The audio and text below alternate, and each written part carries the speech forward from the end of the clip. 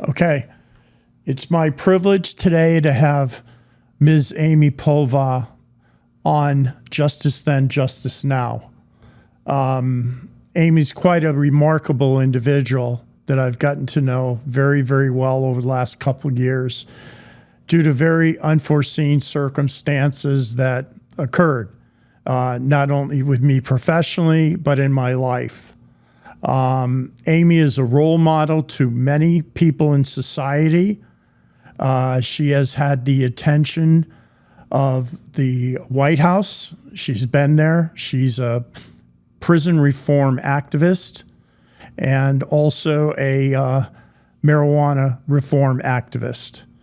She has met with Gerald Kushner and the First Step Act involved in that. She has an organization called the Can-Do Foundation, which is made up, and she will be a very valuable friend and asset to this podcast and will periodically be on because she's referring people that have outstanding stories to tell. As far as second chances that were given to them and how they've succeeded, and that Amy has the most respect for law enforcement and the respect for everybody that follows the rules in the criminal justice system. Okay, and we all know that there are problems in the criminal justice system. That's the purpose of this podcast. And what we're trying to do is discuss them and come up with some ideas. This show is not a bunch of talking heads with no experience or political people that get on and have no idea about it. We'll be covering everything from the border to everything, the current drug problem, the rehabilitation that we have going on nationwide. So I'd like to welcome you, Amy, to the premiere editions of this podcast, and I look forward to us working together in the future, my friend. Thank you, Tobias. It's really been nice working with you, and looking forward to working together in the future.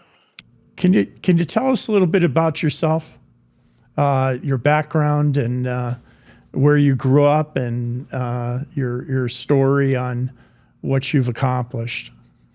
Well, I was born in Dallas, Texas, and raised in Arkansas from the time I was about 5 years old. And my parents moved to Arkansas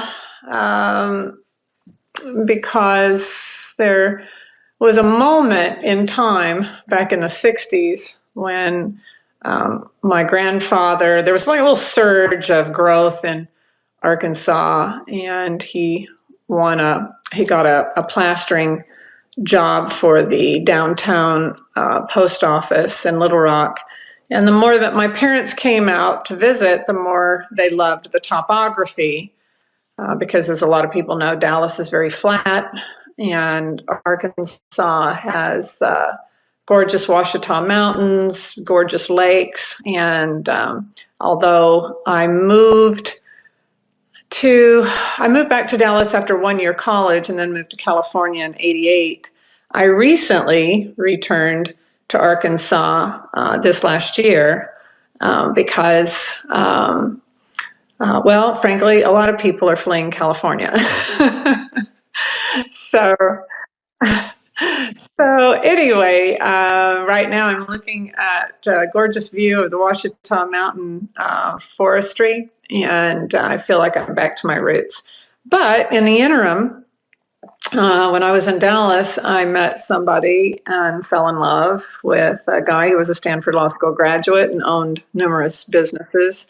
But one of the things that I wasn't privy to was that he was getting into he was very interested in MDMA as drug that had medicinal properties. We now know it has medicinal properties for PTSD and a number of other things, but it was legal back then. And I tried ecstasy. It was the street name for it. and it kind of gives you a euphoria. But long story short, I was working for one of his companies, Commonwealth Bank Corp, that provided second mortgage home improvement loans, but they were mostly swimming pool loans. And it didn't take long for me to realize that there was a lot of secrecy in his life. There was a lot of things that I wasn't privy to. And he also had a drinking issue and still quite the womanizer. And so after 3 years, I moved to California to sever myself from the manipulation. I didn't ask for a divorce because anytime I tried that, there was a lot of begging and promises. And I was just 20, I think I was 24 when I met him, but we got married when I was 25. And I just didn't have the skills. I was raised in a very small town called Charleston, Arkansas. Everybody was wholesome, worked hard. We eventually moved out to a farm. I call it a farm, but it was more like we raised cattle.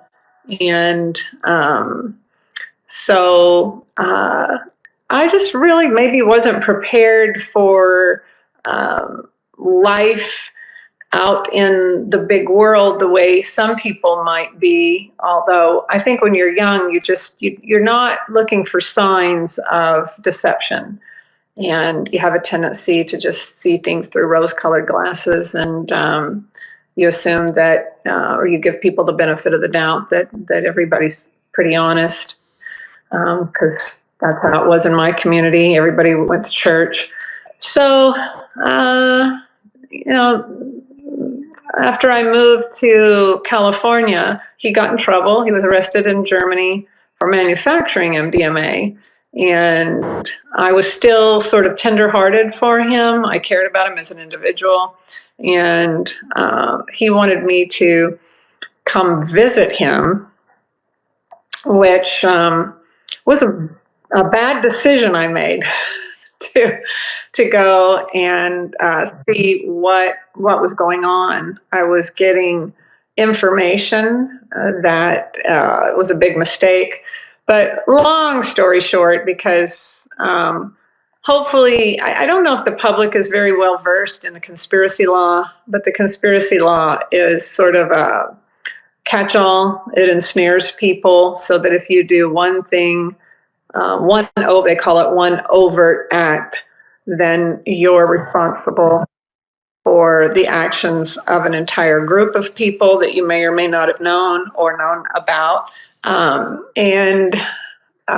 So by traveling to Germany, and I hired an attorney for him, and he asked me to retrieve some funds to pay for legal fees, and he thought he was going to get bail. Well, you don't get bail in Germany if you're a foreigner. So I did what was asked of me, and I have this tendency, and it's a character flaw, that I really need to understand what I'm saying yes to before agreeing to do something, because before you know it, even if you think you're not doing something illegal yourself, you're definitely crossing a line into the nefarious zone. And I was convinced that he was in trouble, and he was still being cagey and dishonest about, he wasn't being forthcoming about what had exactly transpired. But I did know that he was somebody who had access to MDMA and that he could get as much MDMA as he wanted. So that honestly didn't bother me, because I'm not some anal, Christian person that is perfect. I may be Christian, but I had tried many recreational drugs in my youth. That was the end of the 70s and 80s. about the time that this happened was coincidentally about the same time that the Reagan-Bush administration decided to resurrect the war on drugs. I tend to push back when I hear that this is Nixon's drug war, because I don't believe that during a Nixon administration or era that women and people who had a very ancillary role, say maybe being married, being the girlfriend, being somebody on a low level participation, were being indicted by the conspiracy statute. I think that came into play more in the late 80s. There also weren't mandatory minimums, which was passed in the 80s, so that and the mandatory sentencing guidelines, which mandates that if somebody goes to trial and if they will not cooperate and give what is called substantial assistance, which means aiding the government in the conviction of other people, then now there's a term for it called the trial penalty phase. So I was living in Los Angeles. I did run around and collect some money. The money was not, all the money was not kosher. A lot of it was drug proceeds that he had put into some lock boxes that were at different locations, and he was writing messages to me, trying to lead me to these lock boxes. And I collected this money. So that put me smack dab into the conspiracy statute. And I knew when I was doing it that this didn't seem very kosher. And yet, at the same time, there was not a lot of information back then. I really had no clue that what I was doing could land me in prison for 20 to life. But I found out pretty quickly in '89, the feds busted into my home. I was living in the Hollywood Hills. I had a very successful business back then called Primetime Promotions. And so I was gone when the feds busted into my home. And in fact, I was interviewing for another job that I had just inked a deal on. And when I pulled into my driveway, it was like a shock that two men with guns drawn raced my car. But this was before SWAT was being used, mostly in drug cases. And so they had on blue jeans, and not that it hadn't been that long before a neighbor had the same thing happen to her, but it was some thugs that had raced her car to rob her. And they actually, I think, kind of pistol whipped her for her purse. And helicopters came, and it was so loud, and I had seen some cops running up the hills. So that was fresh in my mind, and I thought at first that's what was happening to me. But I was given a command to, first it was like, freeze, don't move, then raise your hands, and that's a little bit contradictory. So it was kind of like, ah. So they flanked me and ushered me out of the car and into the house. And I just remember seeing my kitchen. There was a lot of people in my house. I think ultimately there was about 10 people. Most of them were from Texas, and a couple of local cops that were raiding my home. And just the noise, the visuals of seeing everything in your kitchen on the floor and drawers being pulled out and all the silverware or the containers of the drawer just falling into the floor. I don't know what the theory is there. Maybe kind of like you're trying to shock somebody, and that way maybe they'll be more apt to cooperate or scared straight. But for me, it was so shocking. I think it would have been better if the feds had maybe just knocked on my door and asked to come in and ask some questions, kind of like the Hawaii Five-0 approach. Because I'm the kind of person that if I think somebody is acting appropriately, then I have I don't keep secrets very well. I'm kind of transparent, maybe a little bit too open. And I think they would have gotten a lot further with questioning if they had just knocked on my door and asked me a few questions. But I remember being ushered through the kitchen, past the dining room table, and then into the living room where the front door was missing. So my mind was kind of stuck on the fact that there was a hole in my house where I could just see out into the courtyard, and at first I couldn't understand that the door was on the floor. I just knew that there was a wide open hole in my house. So all the furniture was upside down, and I was tossed into I'll never forget. It was like a green, hunter green kind of velvety chair that had to be uprighted. And at that point, I just kind of froze up.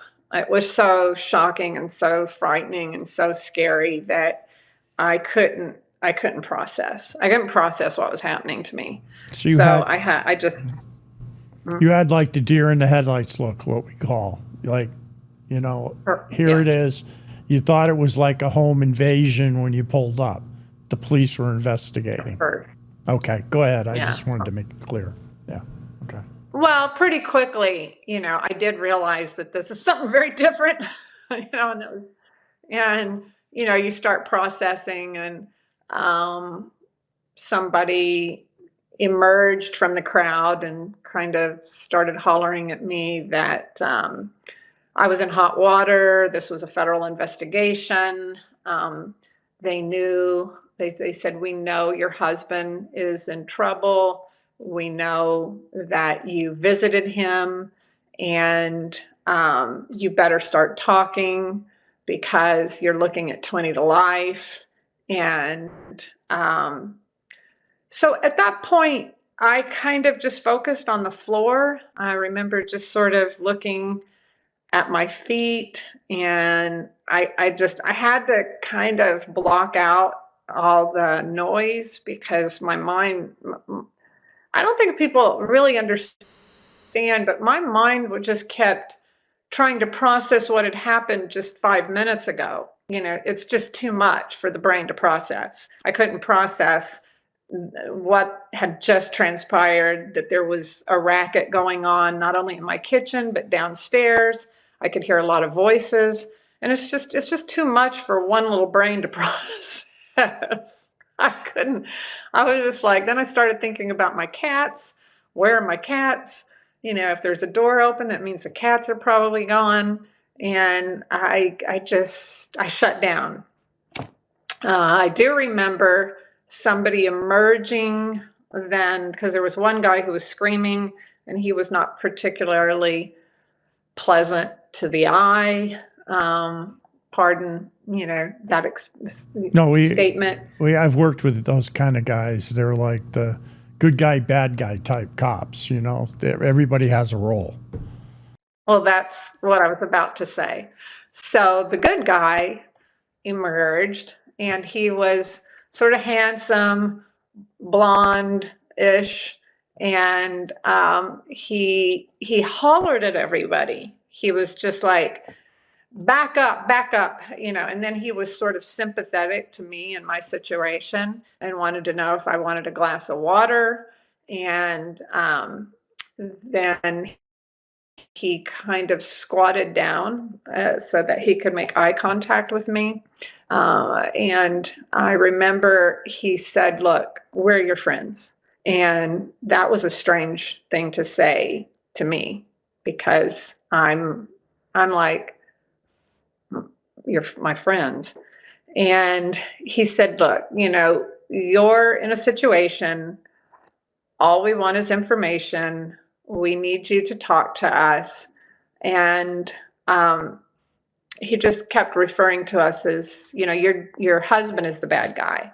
We know your husband is the bad guy, and we need information. But by that time, I had seen a picture of me and my parents and my brother, and it was on the floor, and the glass was broken, kind of like a Shattered Lives looking portrait at this stage. And I just thought this is the irony of saying we're your friends was just too much of a leap for me, especially when I could hear banging and my house was being destroyed. And I felt like everybody feels like their home is their sanctuary. That's your one safe place where you can pull into your garage and go into your home and know that when you shut the door that's one place that's your own personal space. And this was the opposite. So I kind of, after a while, I sort of meeked out, kind of squeaked that I would, can I call my attorney? By this stage, I had surmised that I might get a visit because my husband was in legal jeopardy, and a lot of things were going on, and I had hired an attorney for him. And the chemist had also been arrested, which was somebody I knew through him. And so, on a very small retainer, I think maybe $2,000, I had just hired an attorney that had come recommended in the event that somebody ever did come and talk to me. But they said no.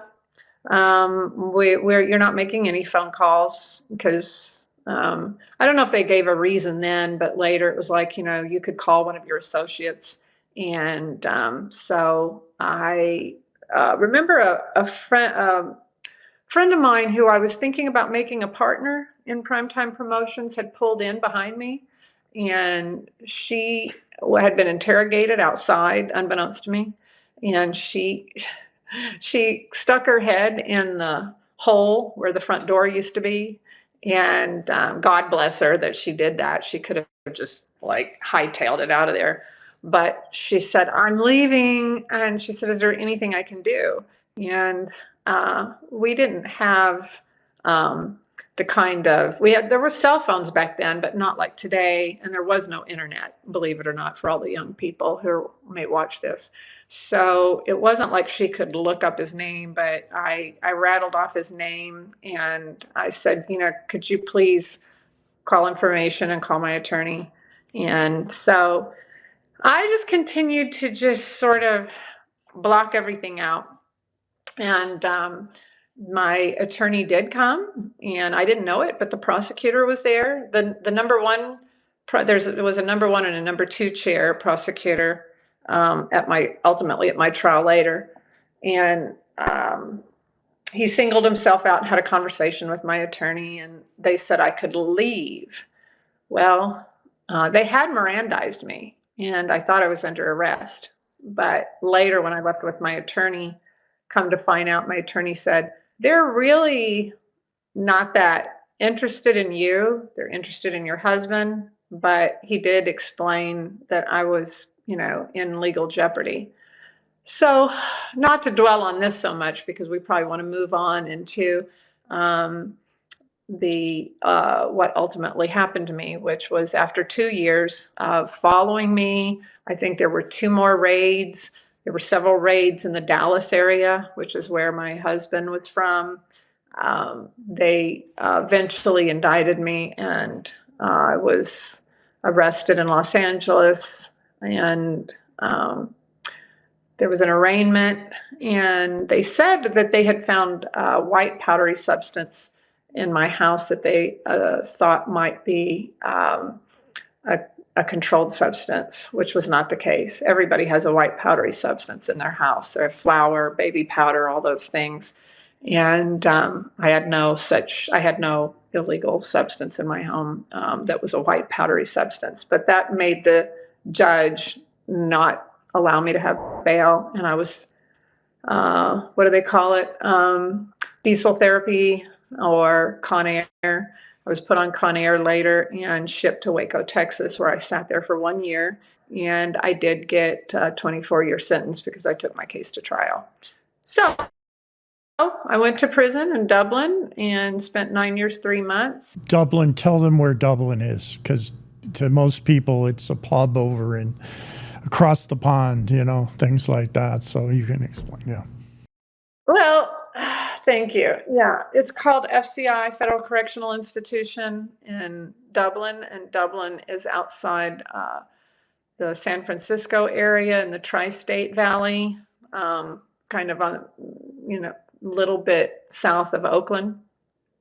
And so that institution right now is in a world of hurt because there's some scandals going on there, and there were scandals going on when I was there. There's a lot of sexual predators, and there was just recently situation where FCI Dublin went into receivership due to the warden and many people being walked off and later arrested for sexual misconduct with the prisoners. So that's where I served 9 years and 3 months. And Glamour magazine had an interest in my story in the late 90s. And this was back when nobody was really sympathetic to anybody who was in prison for drugs. We were the scourge of the nation, thanks to, I tend to think President Bush handled the drug war during his vice presidency under Reagan. History Channel did a really good 3-part series on that. And then later when he ran for office, everybody remembers that he held up the crack cocaine and wanted stiffer punishments for anyone even associated with a drug case. But thanks to Glamour magazine, 2 senators in Arkansas, one of whom was from my little bitty community of Charleston, Arkansas, that I mentioned earlier, Senator Dale Bumpers and Senator Pryor, were shocked when they read the article because I told the journalist, David France, if you're going to do an article on me, I want it to be about the conspiracy law, because everybody was blaming mandatory minimums. And I didn't get a mandatory minimum. I just got mandatory sentence. And what was your sentence, Amy? What was your sentence? The original sentence? 24 years and 5 months. And what did your husband receive? Well, the press always gets this wrong because they think he served 4 years on the same case. He did not. When he was arrested in Germany, it was because he had said, this all happened after I left him. He was setting up distribution in Europe, and not one MDMA tablet ever came to the US, and he was just getting it rolling. So I to this day, I really don't know whether any ecstasy was sold over there, but there was pharmaceutical. He always used pharmaceutical companies, so it was pharmaceutical grade. And that one was called Imhausen. And Imhausen was the pharmaceutical plant that in Europe. The other Unifarm was the pharmaceutical plant that he used in Guatemala, which is where all the ecstasy came from that came into the United States. So these were 2 totally separate cases, and the U.S. had no jurisdiction over in the European case that he did 4 years for. Germany actually doesn't have the conspiracy statute, and they did a fairly honest investigation. If you read their summary, it reads that he was walking in the gray, and Imhausen agreed to do it. They knew what they were doing. And so he served 4 years. Then he came back to the U.S. He cooperated fully and snitched on everyone, including me. And he got 3 years probation. So to answer your question, I got 24 and a half years based on all the MDMA that he manufactured in Unifarm that came to the U.S. And he got 3 years probation, because if you cooperate, you get the benefit of, as we say in the business, the first dog that eats at the bowl gets fed the best. And that was a speech that I used with defendants, telling them that. It's quite a discrepancy. how we got connected, which we'll go into the second half of this, is the Evelyn Bazone Papa received double life sentences and 240 years for money laundering, which I was the co-case agent on. And her husband remained a fugitive until he was assassinated down in Barranquilla, Colombia in 2006. So, it seems like that the discretion, the direction of the court is so widespread. I mean, from what you said, you've come honest forward what you did. So when you go into it, tell everybody after the senators got interested what the happy ending in your case was, and bring it up to 2023, please. Right. Well, just a little footnote before I do that is I said when I was waiting for them to indict me through an attorney, and also later in Waco, I got a court-appointed attorney because by this time they had seized all funds. I said that, look, I don't have a problem admitting to what I did, which was collecting money, but the message came back that that wasn't enough. They wanted to know where all the MDMA was, where there was more funds, and they wanted me to testify against other people. Initially, my attorney told me that they wanted me to cooperate, and the definition was you don't get to write the rules of your cooperation. Once you start cooperating, if they want you to wear a wire, if they want you to infiltrate his organization, you have to do what they request, because he, being in Germany, couldn't do his own dirty work.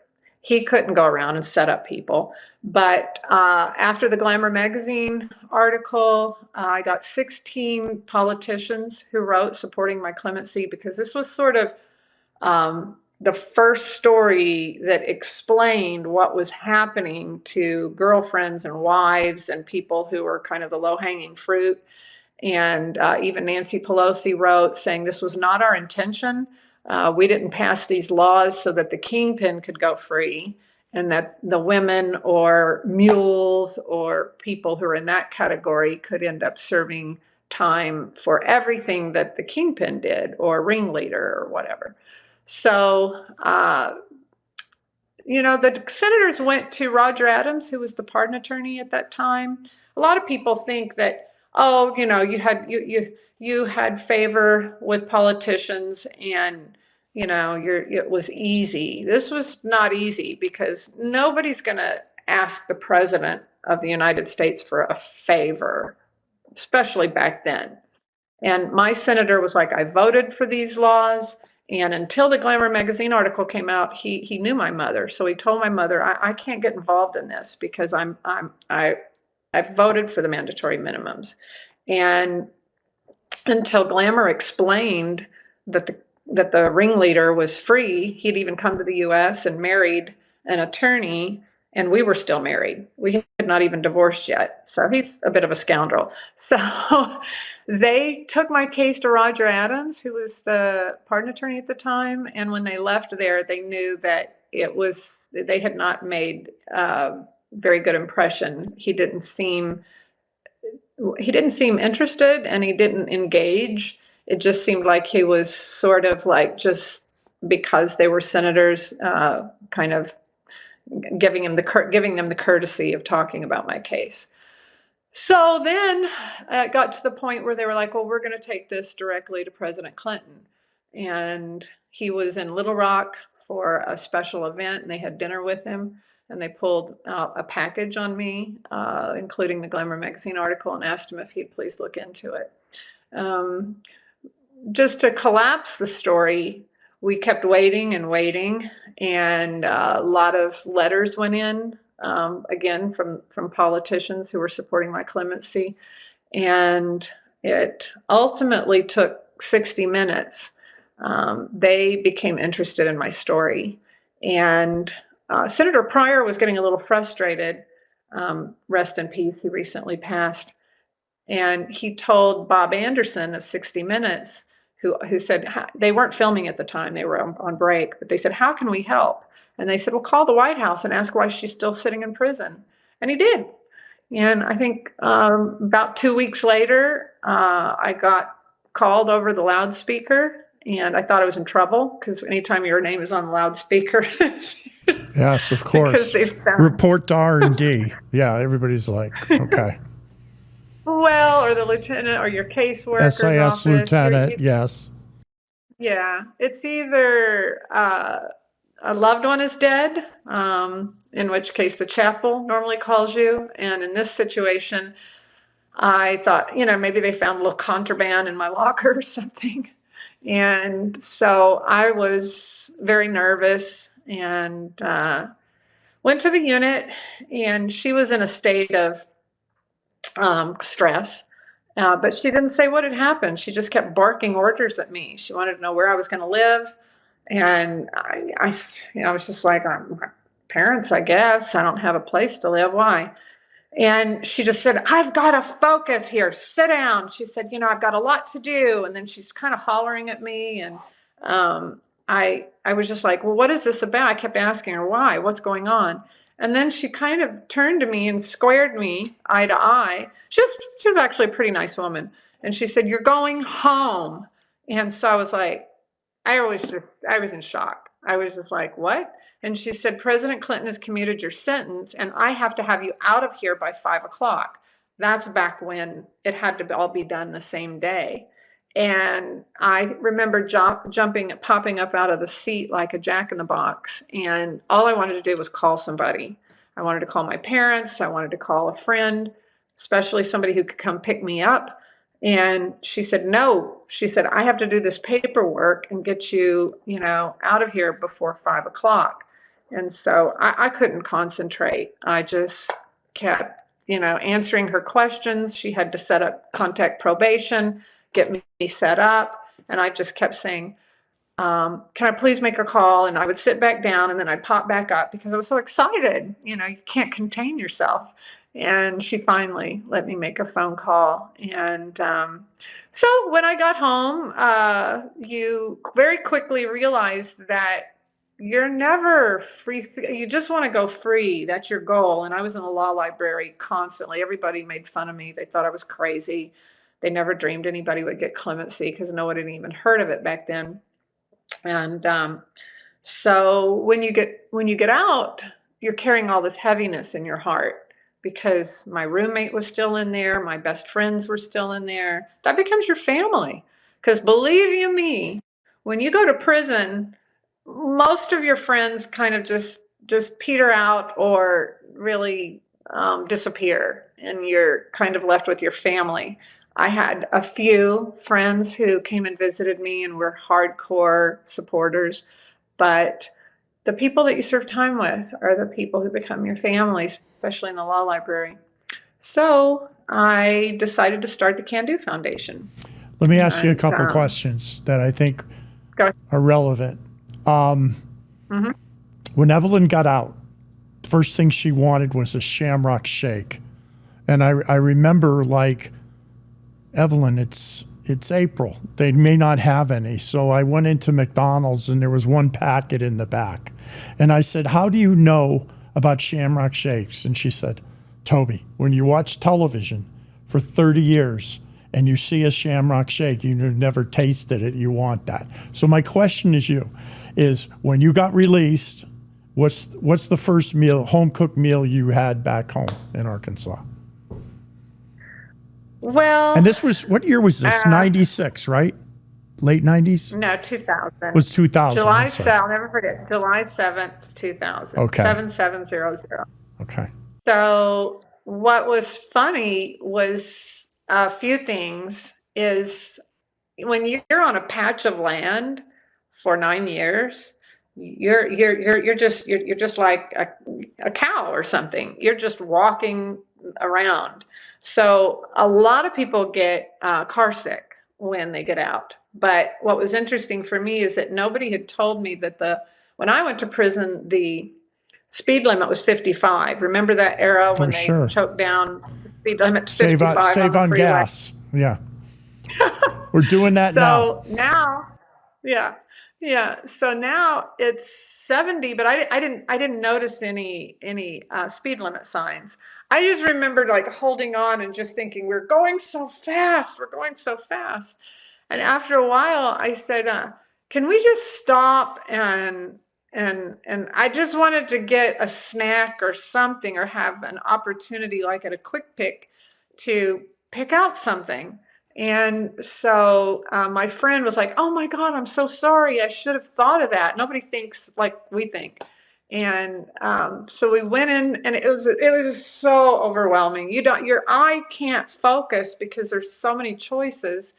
And I saw the little freezer thing there full of Dove bars and ice cream. And so I was like, "Oh, I want a Dove bar. Maybe that was my choice, to get a Dove bar." But I really missed, of all things in prison, I missed Thai food. And we would sit around and we would all ask one another, when you get home, like, what do you miss most? What do you want to have first, to kind of answer your question? And I remember we'd go around in a circle, and somebody wanted like a chocolate cake or chocolate lava cake. And when it would come to me, I'd be like, "I want a margarita." I just That's right. wanted a margarita. So I had some friends got together and we went to a Thai restaurant. But after I got home and I was with my parents, and they actually picked me up at the airport, we went and had Chinese food. I love ethnic food a lot. I just love ethnic food. But the first home cooked meal is, I wanted a pot roast. I wanted a really good pot roast. So that's multiple answers to your question. And did you manage to fit a Jose Cuervo in between there? Yes, yes, Okay. yeah. Okay. That's it. I'm sure. And to I, this day, yeah, margaritas are my favorite drink. yeah. That brought that out in California. I'm sure. You get a taste for that out there. The we'll talk about the prison and the abuse. I think that's important, but people don't realize that you've produced movies. You're a mentor to other federal inmates and have led the charge with this case. And I'm very grateful, because when I found out about Evelyn Bazone Papa, that, I always check the prisoners, because I did put people in jail with the U.S. Attorney's Office and they got released. They either lot deported back to Colombia, Venezuela, and I needed to check. And I saw that she was there, and I know you know this story, but a lot of people don't. On the right side of the screen, I hit a mouse click. It was your foundation, the Can Do Foundation, with her daughter's Martha's plea, and it was a very organized video. And I read it, and I'm like, and we had let's say, an adversarial relationship. And it was very adversarial in Spanish, back and forth with us.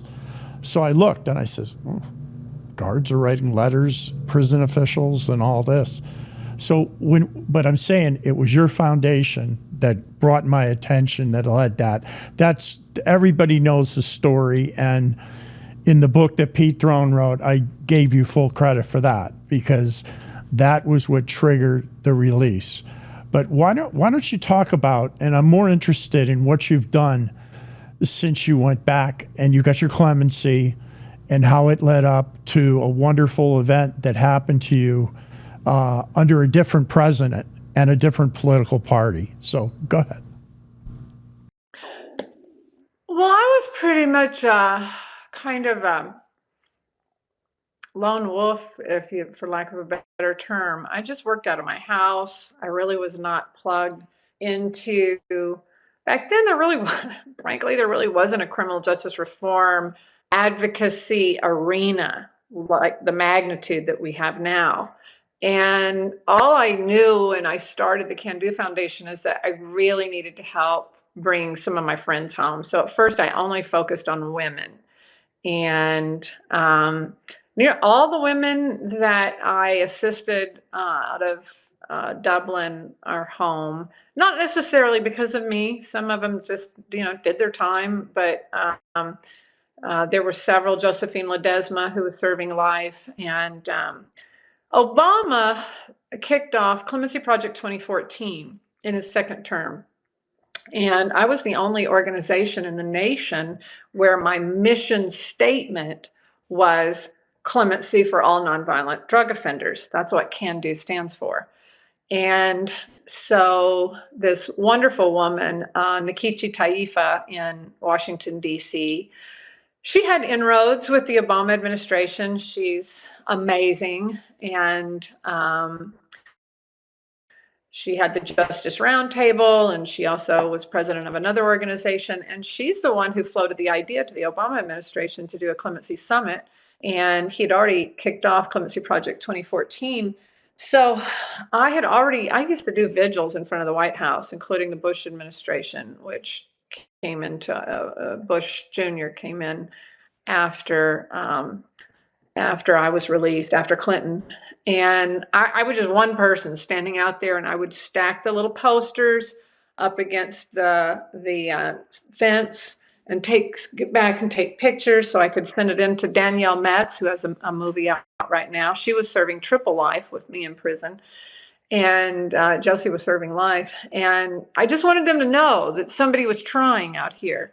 And then when Obama kicked off his clemency project, there was a guy who worked for USA Today, and he reached out to me and he said, I want you to create the top 25 women. I know you focus on women.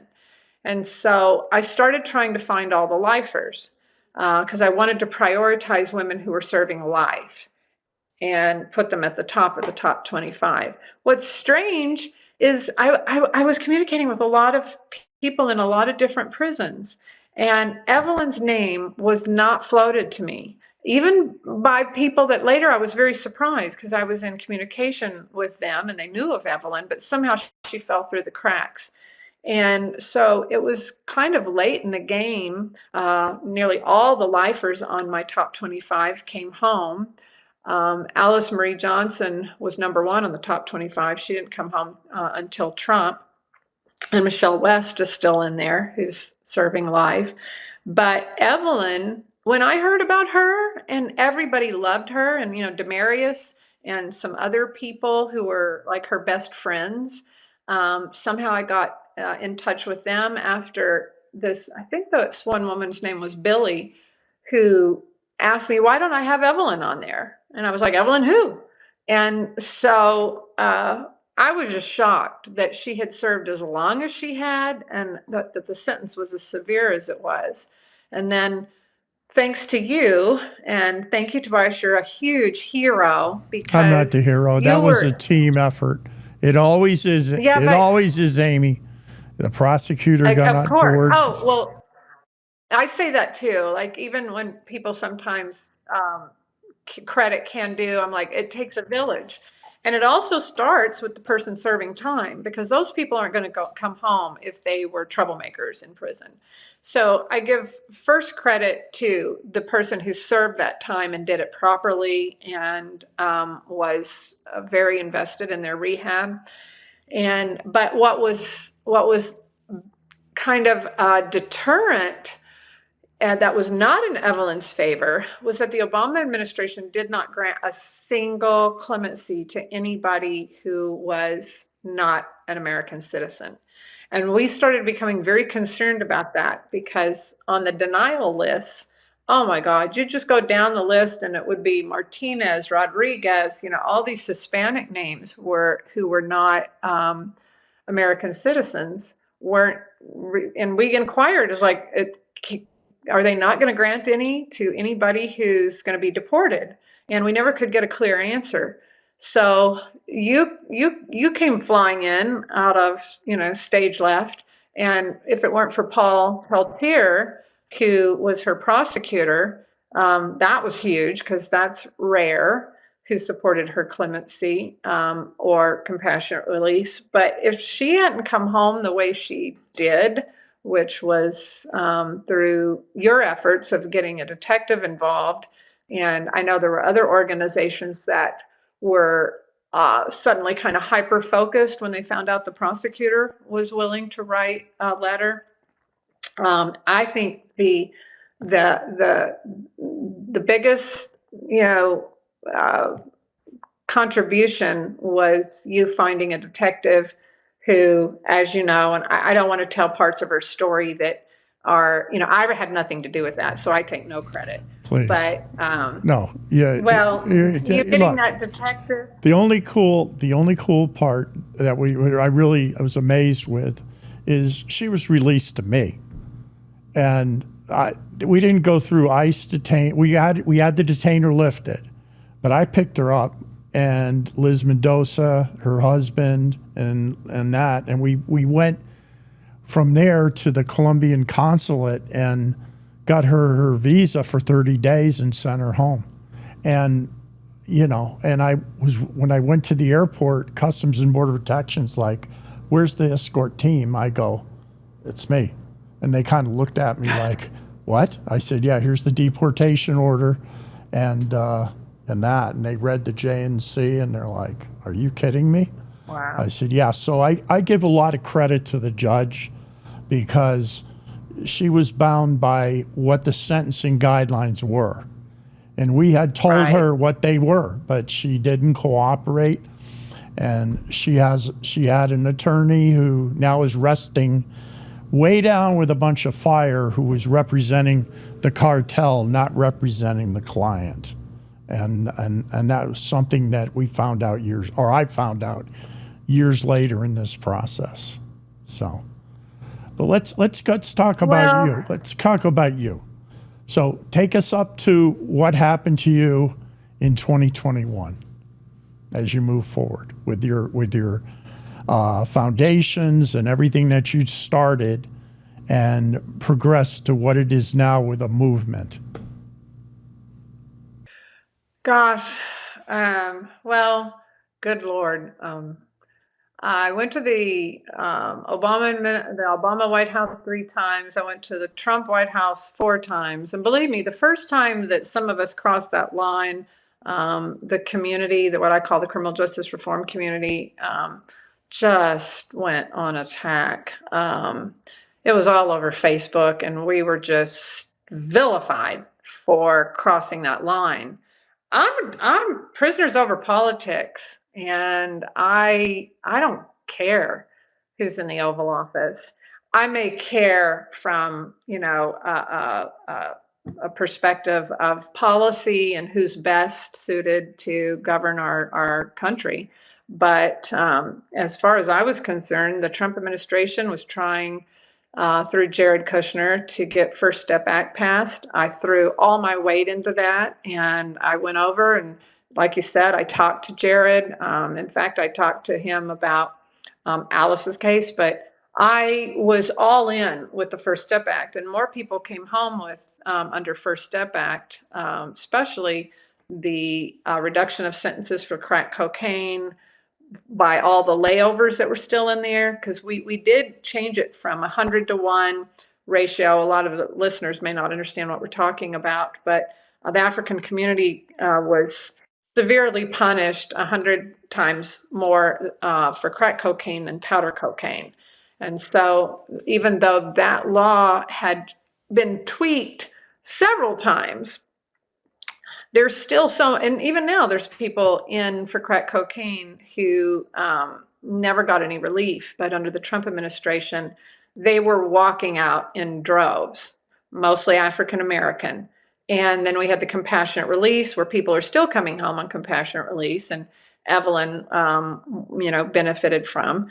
And then elderly release, just a whole lot of people have benefited from the First Step Act. And I got a full pardon because I was so participatory and worked very hard. I even got my own Congressman, Ted Lieu, to change his mind, because I was there when they voted on whether the House would pass it so that it could go on to the Senate.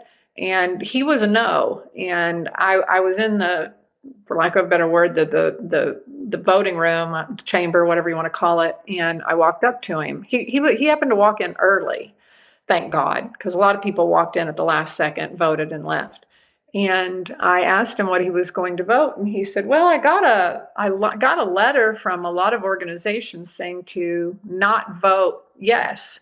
And I said, "Well, that's a big mistake, and I'm your constituent." And I was at his inauguration at UCLA, and I explained. He said, "Well, help me understand what's." I don't think most of them read the bills. So I explained how the compassionate release is normally up to the warden, and the wardens always deny compassionate releases. They never grant any, and that this would give people the right after a warden deny compassionate release to take it to their judge. And I also talked about women being shackled during labor, and that it was going to help on the crack cocaine. And I convinced him, and so he voted yes. As we know, it passed, and then we had a big job, and I went to Kamala, excuse me, Harris's office when she was senator, spoke with her staff. But I was up on Capitol Hill, walking the halls, speaking also to Tom Cotton, a senator here in Arkansas, who, to this day is one of the biggest critics of the First Step Act because he's kind of very narrow-minded. But anyway, so I got a full pardon through Trump because he did things in an unorthodox way. He was convinced by a lot of us who told him that the Office of the Pardon Attorney is sort of controlled by Department of Justice. So the Office of the Pardon Attorney has to send all petitions to the Department of Justice, and then your prosecutor has the loudest voice as to which cases travel over to the White House. So he was willing to work with some of us.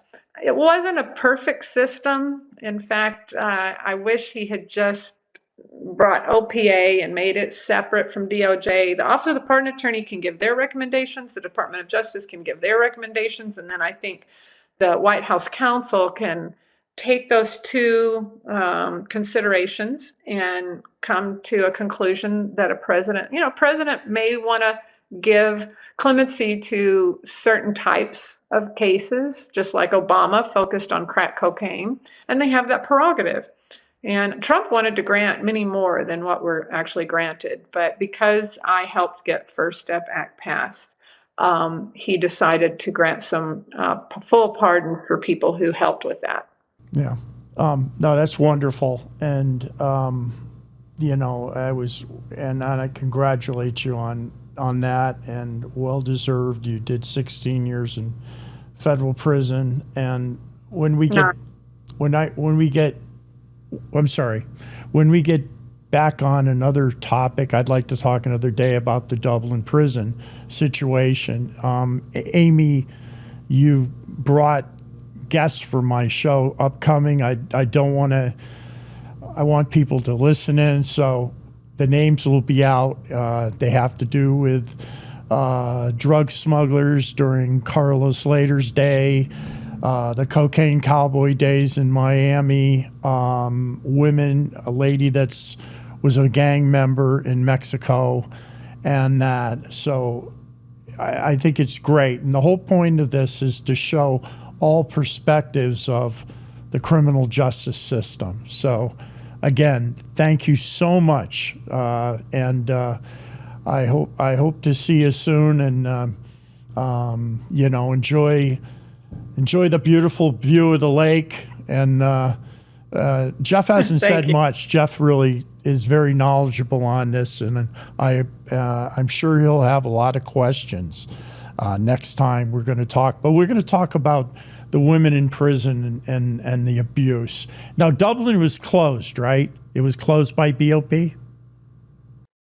Yeah, they wanted to ship the women out of there, and I'm communicating with several of them. Many of them are in Waseca, some are in Hazleton, and they are literally there is retaliation going on, and anyone who was part of that class action lawsuit is really there. It's heartbreaking what's going on. And yeah, they were all shipped out at last moment's notice. They were promised that they would be able to move closer to where their relatives were, but that they just had to get them wherever and not to worry. Well, guess what? now that the ones in Wasika are saying that Wasika is saying you have to stay here for 18 months, which is a policy that when you arrive at a prison, you can't transfer for 18 months, and they're very far from home. Okay. Again, thank you very much. Like I said, real pleasure to see you. Take care. Well, thank you. And thank you for the work you do. I really appreciate it. Thank you for You having too, me on, Amy. Jeff and Tobias. Thank Okay, you. bye-bye. Bye, Amy. Thank you.